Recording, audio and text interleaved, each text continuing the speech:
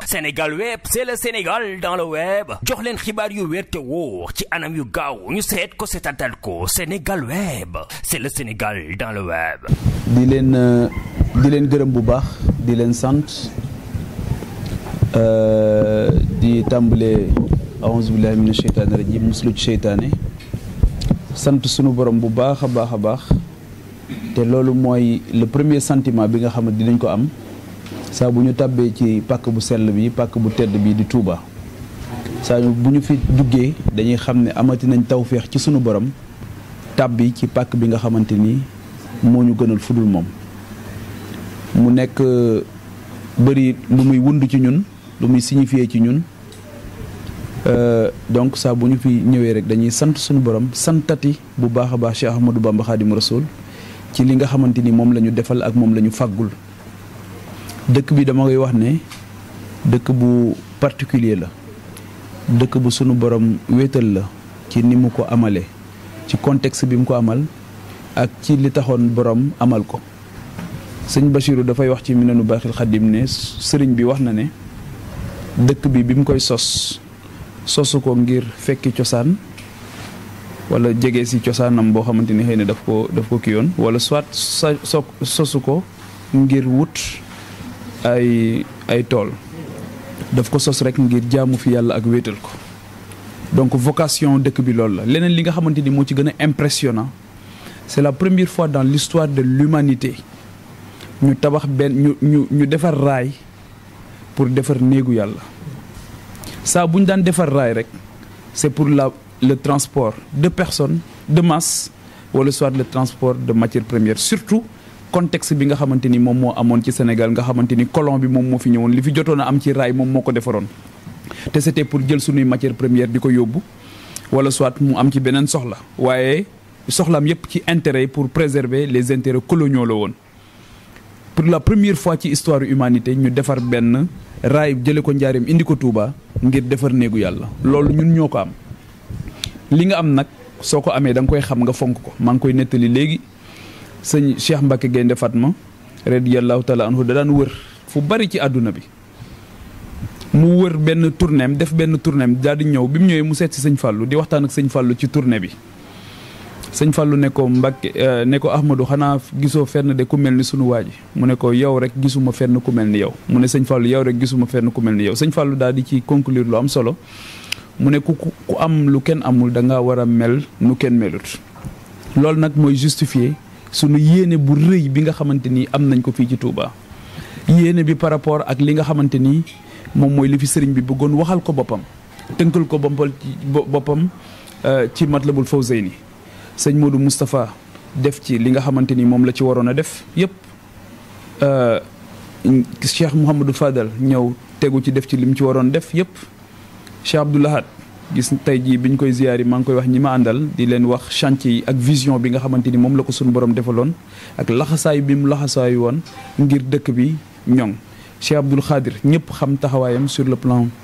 culturel maanaam taxawu diine ji taxawu ñooñ diine def ci liggéey boo xamante ni histoire dootu ko fàtte mukk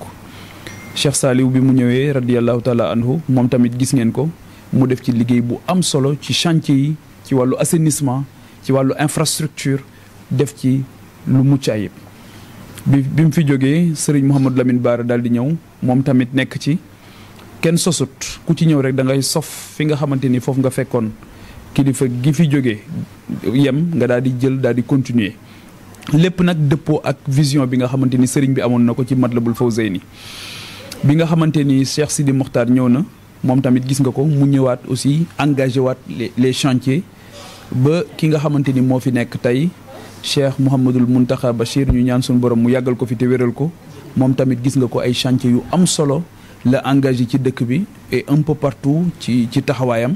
waaye gis nga ko fi nga xamante ni bunt bi nga xamante ni fi la jaar muy cette grande université bi nga xamante ni moom la am yéene ñu taxawal fii mu wax ci wax ju doy waar mu ne dafa bëgg bu université bi pare nee na saa bu ñu tuddatee imam Malik imam Shafi Ahmad Ibn Hanbal wala Abu Hanifa ñu am seen cheikh ci Touba nee na moom loolu mooy ambition fii ak nee na fii ak 350 années te loolu rek moom moo ñu yëkkati ndax tey li nga xamante ni kenn ku ci nekk war na koy sédd di ko bàyyi xel mooy lan ngay taxawal ci kaw suuf ba bés boo fi jógee nit ñi boo fi jógee déjà nit ñi dinañ la jooy waaye ñiy ñëw ëllëg yëg ne liggéeyal nga leen te fii nag buñ fiy ñëwuñu Touba sax xëy na pour di ko campagne comme ni ko politiciens yi di defee dañ fiy ñëw ngir saafonte ak sunuy mbokk ak sunuy am di jàmm ak sunuy mbokk taalibe dañ fiy ñëw ngir waxtaan ci li nga xamante ni moom moo ñu yëkkati dañ fiy ñëw ngir déglu jàng ci ñi nga xamante ni ñoom ñooy kilifa yi waaye waxtaan ak ñi nga xamante ni ñoom ñooy njaboot gi ñooy askan wi ci li nga xamante ni bëgg nañ koo def bi ñu jaaree fële nga xamante ni moom mooy njaareem tamit am taxawaay boobu am solo lool am taxawaay bu am solo waaye ñu fekk fa tamit loo ci mën di wax da ngay gis ne dellu ginnaaw bu métti ci taxawaay bi nga xamante ni nguuru Sénégal waroon na ko am ci réew mi yëpp waaye boo demee dëkk bu mel ni Diourbel tey da ngay gis ne c'est le désert total ay journalistes ngeen gis ngeen ne am na désert médical gis ngeen ne am ngeen désert sur le plan industriel tey jii dara amu fa ci wàllu industrie te industrialisation rek moo mën a permettre ñu résorber le gap du chômage maanaam tey jii tant que amuñu ay usines yuy recruter ay sénégalais am ay école de formation comme ni ko sëñ Mountakha bëggee ci université bi nga xam dinañ génne ay nit yu am métier dañuy sonn rek waaye xëyu ndaw yi dañ koy wax nii ci kaw waaye du mas a saafaraw xale bi nan lañ koy tàggate mu denc ci réer jàng bu jàngee ba pare buy noppi ñu fekk ay école de formation tijjeeku fekk ci wàllu mbay mi ci wàllu càmm gi ci wàllu yëpp mbay ak sàmm moom moo gën a bëri fii ak mbay ci xeet yëpp nag laa wax les métiers de l'agriculture comme les métiers de l'élevage fekk ñu tàggat leen ci tàggat boo xamante ni buñ ci jógee dinañ mën a am fu ñu liggéeyee soo ñëwee Touba tamit c'est la même chose Touba li tax bokk na ci li tax mu gën a am solo mooy bu weesoo Dakar Touba mooy ñaareelu dëkk bi nga xamante ni moo ëpp fu ay doomu aadama di yeewoo ci biir Sénégal dëkk bu mel noonu nga ñëw fii ci hôpital Matlaboul Fawzeyni xam ngeen ko ndox fii may wax ak yéen ndox sax mënuñu koo am ak yeneen yu bari xam nga hôpital bu amul ndox c'est la catastrophe léegi ak yeneen yu bari yoo xam ne gis ngeen boo fa rombee léegi gis nga accompagnant yi ci contexte ci daanaka boo fiy indi malade soo moytul bu malade bi génnee yow yaay dugg ndax yow yaay feebar après ndaxte li nga fay fekk ci maltraitance wala soit ci ñu bàyyee la ak sa bopp ba amuloo loo xamante ni dina la toppatoo loolu nag dana fàng kenn du ko jeex gis ngeen ko leneen li mooy wàllu assainissement c'est un problème boo xamante ni am na ci dëkk bi tey interpellation yooyu maanaam nit ñi tey saa bu ñu dawee wut si ñu rek li ñuy wax ku la nuyu ab soxla la lay wax am na ci xale bu góor boo xamante ni nuyu na ma ne ma sama àdduna moo ngi nar a yàqu parce que tout simplement aw ma kayitu juddu xam nga la problématique à l'état civil tey ji loolu dëkk yu bari romb nañ ko kayitu juddu rek mënoo ko am ba dem ba soxla ko ci sa dund te mënoo ko am te xamoo fa koy wute loolu nekk loo xamante ni lu doy waar la leneen li mooy situation bi nga xamante ni soxna yi dañ ciy nekk ci jafe-jafe yu métti yoo xamante ni xam ngeen ko ci wàllu am doom ci wàllu boo ëmbee soxla gynécologue ndax di nga ko mën a am sa doom bu juddee ndax di nga mën a jot ci pédiatre am ko ni nga ko bëggee est-ce que dina jàppandi ni nga ko bëggee donc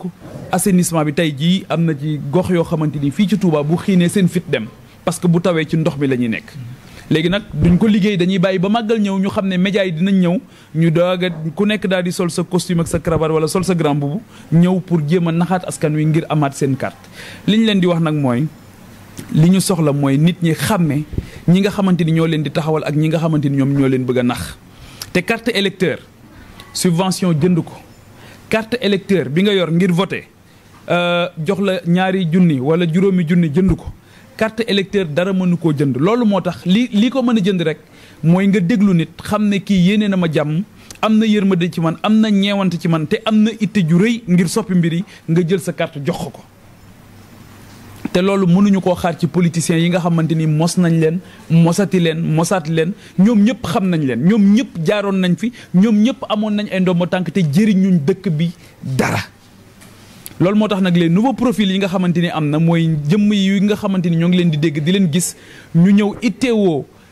taxawal dëkk bi taxawal doomu dëkk bi ñooñu jot na sëkk ñu am kóolute ci ñoom xam ne ñoom yemuñu naan ay programme politique ñoom dañoo bëgg a taxaw fi nga xamante ni lii dëppoo ak li sëriñ bi bëggoon ci dëkk bi yàlla suñu borom dafa leen tawfeex boo xamante ni seen référentiel ci politique publique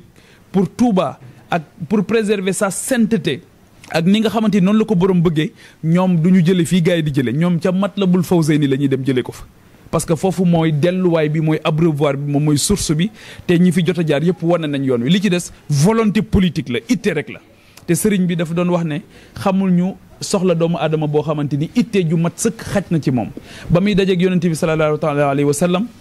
te loolu lañ bëgg mu nekk ci ñun loolu rek moo nekkoon le contrat moral yonente bi sallallahu alayhi wa sallam dane ko ñii nga àndal te ñun jàpp nañ ne ci lañ bokk parce que bu ne ko ñii nga àndal mooy ñii nga xamante ni ñoom nga àndal tey ak ëllëgit ñi nga xamante ni ñoom ñoo lay wuutu maa ngi lay digal nga yar leen ci itte ju mat sëkk waaye bu leen yar ci am njàng kese ñi gars yi jàng nañ ba yëy kayiti waaye itte la ñu manqué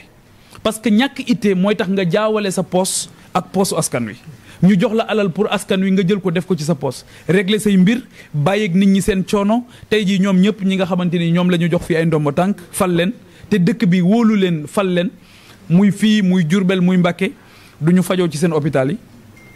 xam nga bu ñu doon fajoo ci hôpital Matlaboul Fawzeyni bi nga xamante ni amul ndox kon dinañ fexe ba mu baax du ñu jàngee ci seen école yi tey jii kaaraange gi xam ngeen ne problème la dinañ ci góorgóorlu tey jii ñoom ñëpp ku ci am as tuut ay ñu lay garder ay garde du corps yu mag ngay muut pour sa kër dootoo wóolu police bi dootoo wóolu gendarmerie bi loolu jàpp nañ ne lu doy waar la te loo xamante ni la mënatul wëy donc li ma doon wax léegi ci carte électeur li tax mu am solo mooy fa ngay dugg di voter mbañ gàcce la tudd muy isoloir képp koo xamante ni jox nañ la xaalis nga voter ngir xaalis bi ñu la jox wala dig nañ la ko maa ngi lay fàttali maa ngi lay ñaan nga xam ne foofu mbañ gàcce la tudd isoloir da nga fay wéet ak sa borom wéet fa xam ne sa ngor kenn mënu ko jënd Gaynde Fatma dañoo ñëw ne ko diw jaay na ngoram mu ne mësu ko am parce que ngor ni mu neexee kenn du ko am di ko jaay te dëkk bi ay gor ñoom ñoo fi dëkk loolu moo tax képp ku fi politique di fi indi xaalis mooy xamoo dëkk bi ñi nga xamante ni ñoo ko dëkkee te teggi nga worma ci ñi nga xamante ni ñoom teggi nga wormay ki nga xamante ni moom moo sanc dëkk bi ak ñi nga xamante ni ñoom ñoo ko fi wutu fii dëkku ngor la dëkku jom la dëkku fulla la dëkku fayda la dëkku xam-xam la te ñun sunu lépp dañ ko bëgg a teg ci itte ju mat sëkk ci xam-xam ak ci teggin dundalaat yaakaaru ndaw ñi nga xamante ni seen yaakaar tas na dalal xelu mag ñi ba pare daal di sàmm tamit ndono li nga xamante ni ci mag ñi lañ ko jëlee te ñun république noonu lañ ko concevoir république mooy jamono bu ci nekk ñii nga xamante ni ñoom ñoo fi nekk ban coono lañ war a tegoo ngir ñi leen di wuutu mën a am tawféex te tey jii di nga gis ne ba ci xalifa yi nga xamante ni ñoom ñoo fi wuutu ku ci ñëw gis nga ne teggil na coono ki nga xamante ni moom moo ko war a wuutu ñun loolu la ñu jàpp mais mënoo jël ay politiciens yoo xamante ni bu Senghor demee Abdou Diouf a koy gën a sonn bu Abdou Diouf demee Abdoulaye Wade da koy gën a sonn bu Macky Sall demee ki koy wuutu xam naa ne yàlla na ko yàlla dimbali taxawu ko ku ciy dem coono ngay bàyyeeg sa morom alors que boo xoolee ci ñi nga xamante ni ñoom ñoo nekk ci tool bi nga xam mooy toolub suñu borom ku ci ñëw sant sa maam bu baax a baax ndax yëg nga ne sa maam liggéeyal na la loo xam mën na ko liggéeyal sa bopp ñun nag mbir mi foofu lañ ko yóbbu taxawaay boobu lañ ci bëgg am ngërëmal sunu borom lañ ciy wut ngërëmal Cheikh Ahmadou Bamba Khadim Rasoul lañ ciy wut te bëgguñu koo wut ci lu dul itte ju mat sëkk ak teggin yu mat sëkk ak njàmbarte gu mat sëkk ndax sunu borom it dafa bëgg jàmbaar ak fit wu mat sëkk donc wutuñu ko moo tax li ñuy wax ne l'enjeu de cette élection n'est pas dans un affrontement partisan enjeu élection bi du ci xiiroo du ci ŋaayoo du ci fantasiroo benn noon la ñu am te xam nañ ko mooy jafe-jafe askan wi noon boobu nag dinañ ko ràññee dinañ ko xàmmee dinañ xam nan lay manifesté woo ba nga xamante ni bés bu ñu amee li ñu bëgg moom dinañ ko tudd te dinañ ci def lépp loo xamante ni mën nañ ko ci ngir mu saafarawu élection bi ñu jëm élection parlementaire la élection législative la élection assemblée nationale lan moo ko tax a jóg li ko tax a jóg bokk na ci dogal boo xamante ni nguur gi jël na ko ñi nga xamante ni ñoom ñooy dem assemblée nationale ñoom ñoo ko war a saytu su nguur gi ne def naa fukki milliards ci assainissement Touba mais ñiy dem député yi nga xamante ni ñoom ñooy dem assemblée nationale ñoom ñoo ko war a saytu xool ndax fukki milliards yi ñëw na wala ñëwut wala ñi ñu ko jox ki ñu ko jox muy ministre bi wala DG yi nga xamante ni ñoom ñoo ko liggéey ndax indi nañ ko fi wala dañ ko def ci seen poche loolu mooy liggéey loolu mooy contrôle de l'action de l'exécutif beneen bi mooy nga évaluer les politiques publiques yi mooy tey jii ñaata ci xaalis moo génn ñëw ci ndawi Touba ñaata ci xaalis moo génn ñëw ci jigéenu Touba ñaata ci xaalis ñoo génn ñëw ci infrastructure maanaam wàllu tali wala école lan moo ci génn ñëw fii su boobaa yow yaa koy évaluer en tant que député yaa koy saytu yaa koy évaluer xool ndax ñëw na wala ñëwut su ñëwul nga wax nit ñi ne leen ñëwut ndax yow foofu nga toll parlement la mooy foo xamante ni dañ fay ñaxtoo dañ fay taxawale dañ fay waxale li nga xamante ni moom mooy askan wi. yonent bi salaatu wa salaam dafa waxoon loo xamante ni ci loolu la ñu nekk dafa wax ne boo gisee loo xamante ni naqari na la na nga ko dindi ci sa loxo soo ko mënul na nga ko wax ci sa làmmiñ soo ko mënul nga mititlu ko ci sa xol waaye boo mënee dindi ci sa loxo ne da nga koy wax ci sa làmmiñ su boobaa daan yi dina dal ci sa kaw soo ko mënee wax ci sa làmmiñ ne da nga koy mititlu ci sa xol bu boobaa daan yi dina dal ci sa kaw donc ñun fi mu ne nii wax ci sunu làmmiñ foofu lañ toll dinañ ko wax ba ñëpp dégg ko sunu digganteeg Touba nag ma préciser ko du ay mandat moo ñu boole ak Touba Touba pas-pas moo ñu boole ak moom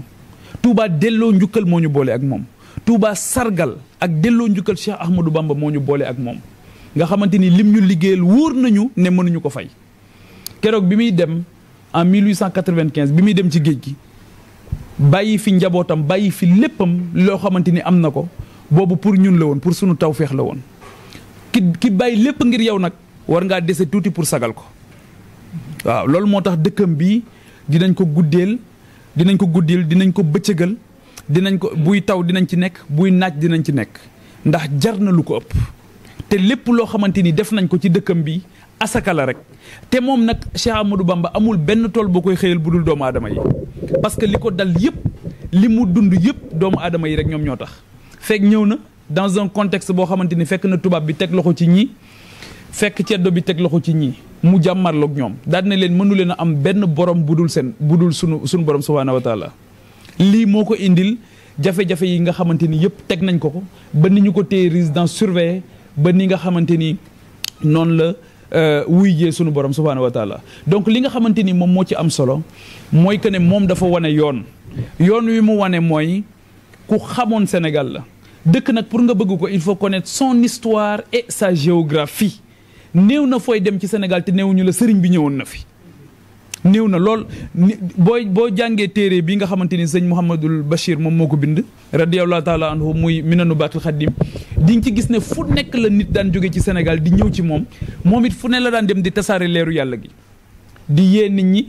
fexe ñu jàng wut xam-xam bu ñu wutee xam-xam ba pare ñu boole ci itte ju mat sëkk ngir soppi mbir yi encore une fois moom xam-xam bi mu doon wax xam-xam bu ànd ak ay teggin la du woon un intellectualisme sans âme mais daf doon nekk benn intellectualisme boo xamante ni dafay ànd ak humanisme dafay ànd ak humanité day ànd ak yërmande te yërmande boobu nag moom la ñu nàmpatal ci moom la ñu jëlee ci njàngaleem ba moo tax tey mënatuñoo toog ñu ne dinañu jóg nekk ci ba keroog ñuy wuyu ji suñu borom tool bii nag mooy tool bi nga xamante ni moom moo ko gënal mooy taxawu doomu aadama yi mooy am yërmande ci doomu aadama yi mooy sàmmale ko dëkkam bi mooy dimbali ko ba nga xamante ni li mu bëgg ci dëkkam bi dina ko am te li mu bëgg ci dëkkam bi mooy képp koo xamante ni yaa ngi yeewoo ci dëkk bi am tawféex képp ku fi ñëw it fekk fi tawféex te loolu incha allahu taala dinañ ci xar sunu tànk dinañ ci taxaw am taxawaay boo xamante ni bu am solo la te bés bu ñu wóoloo ba jox ñu mandat ba ñu dem fële di ci nga xamante ni moom mooy assemblée nationale dinañ fa nekk bu wér ay ndawi Sénégal rek dinañ fa nekk bu wér ay ndawi sunu borom yoo xamante ni dinañ fa liggéeyal yàlla jaarale ko ci taxawu ñi nga xamante ni ñoom ñooy askanu Sénégal taxaw bu baax askanu Touba ak Njaaréem ba nga xamante ni tey jafe-jafe yi nga xamante ni nekk nañ ci te bari na jafe-jafe yooyu dina leen wan ginnaaw en tout cas loolu laa bëggoon partager ak yéen di remercier bu baax la presse bi nga xamante ni ñoom ñooy suma famille d'origine la presse locale di leen wax aussi ni mu amee solo na ku mel ni Serigne Moutala Fall Rafah bi dañ ci waxtaan lu bari communication dafa am solo communication sociale rawatina ko te lii ngeen di def communication sociale la mais li ma ci gën a neex mooy ni ngeen di sàmmonte jamono bu nekk ak wormaay dëkk bi di sàmmale sëriñ bi aussi li nga xamante ni moom la bëgg ci dëkk bi mooy di wane rek loo xamante ni dina defar dina consolider la cohésion sociale ndaxte ñaar rek mooy tax mu am njëriñ bu njëkk bi mooy identité te sëriñ bi daf ñu ko jàngal mooy nan la ñuy def ba xam suñu bopp xam sa bopp nekk loo xamante ni lu am solo la parce que neen yonent bi sallallahu alayhi wa sallam sax wax na ci hadisul xudsi yu ne daanaka boo xamee sa bopp rek xam sa borom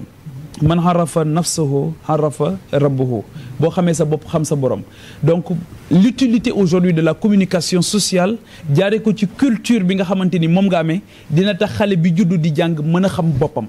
su xamee boppam ba pare day xam yan relation la war a am avec la communauté ak ban communauté la ganee àdduna ak lan moo ci responsabilité am bi nga xamante ni dina ko mën a assumer. Donc les deux problématiques yi nga xamante ni seen taxawaay dina tax ñu relever ko dina tax ñu dimbali ñu ci surtout dimbali ci la jeune génération, mais la problématique de l'identité et la problématique du vivre ensemble. te ñaar yooyu bu ñu ko réussir rek yàlla dinañu defal tawféex jàppoo jàppante jàppalante. La solidarité aussi il faut l'organiser. La solidarité nag c'est pas l'assistanat. may ma jàngal ma napp moo gën nga may jën tout le temps. Politiciens sénégalais yi nag may jën la ñu gën a taamu ci jàngal kenn mu mën a napp. loolu nag la ñu bëgg mu dañ fi loolu la ñu bëgg mu jeex te alhamdulilahi rabbil alamin bi ñu duggee Touba ak Njaaréem gis nañ ne ñoom sonn nañ ci politiciens yi doyal nañ ci wit ci politiciens yi amatuñu kóolute ci ñoom pare nañ ci ñoom. léegi nag ñii di ñëw duñu ay politiciens ay ndawal yàlla lañ ay taalibe lañ ñoo xamante ni dañoo bëgg a ñëw liggéeyal suñu borom ci toolam bii nga xamante ni mooy doomu aadama yi. te képp koo xamante ni góorgóorlu nga ci def ci li nga ci war a def di nga dajeek ngërëmal suñu borom. gisuñu ci kaw suuf nag lu fi gën ngërëmal yàlla parce que soo ko amee ñàkkoo dara waaye soo ko ñàkkee amoo dara. sëriñ bi nee na nit ki benn càkkutéef rek la war a am muy wut ngërëmal yàlla. te lu ngërëmal yàlla boobu ñun moom la ñuy wut fii nga xamante ni fii lañ tàbbi tey xaw ma nan la ko nit ñi di tuddee engagement bi ñu amoon démb toog ci sunu toogaay boobu ñu toogoon moom la ñu am tey fas yéene taxaw di ko dox di ko wax di fekki askan wi fu ñu mën a nekk ci biir réew mi pour taxawal leen. loolu daal moom mooy kàddu yi nga xamante ni bëggoon nañ ko bokk ak ñi nga xamante ni ñoom ñooy askanu Touba askanu Njaareem di ñaan nag sunu borom ñu dem ci élection yi ak jàmm jeexal campagne bi te moytu violence bi. ñoo ngi dégg ne Ndakaaru am na ay violence yoo xamante ni tàmbali na fa am bugguñoo dégg violence fenn ñun loolu mooy sunu appel bi nga xamante ni ñoo ngi koy def. bugguñu violence ci wàllu saaga bugguñu violence boo xamante ni ci wàllu kenn nit egg ci jëmmam bugguñu benn xeetu violence. Yonent bi salaatu wasalaam dafa wax ne ki gën ci yéen mooy ki nga xam nit ñi mucc nañ ci loxoom ak làmmiñam te loolu tamit dañ koo gëm. kenn ci yéen tamit ngëmam du mat lu dul lim yéene boppam la yéene moroomam. et je pense que ce travail li may wax ne soxlawuñu ndëpp national tarbiya national lañ soxla. Sénégal soxlawul ndëpp national tarbiya national la soxla ñu wax ak xel yi wax ak xol yi wax ak ruu yi yee xel yi yee xol yi yee ruu yi ba nga xamante nit ñi ndax sëriñ bi nee na xam-xam du nga dajale téere yi rek. Ce n'est pas le fait d'emmagasiner le maximum de connaissances livresques ñu ne ko lan mooy xam-xam mu ne xam-xam leer la discernement la nuurun maa diraaya leer la goo xamante dina la permettre nga am discernement xàmme. waa Touba nag ak yéen ñi nga xamante ni yéen ñuy jël xàmme ngeen tey ji ñi nga xam dañoo ñëw pour nax nit ñi jëfandikoo leen ak ñi nga xam dañoo bëgg a jëriñ doomu aadama yi bëgg a jëriñ ñi nga xamante ni ñoom ñooy mbokk taalibe yi. Sénégal web c'est le Sénégal dans le web jox leen xibaar yu wér te wóor ci anam yu gaaw ñu seet ko seetatal ko Sénégal web c'est le Sénégal dans le web.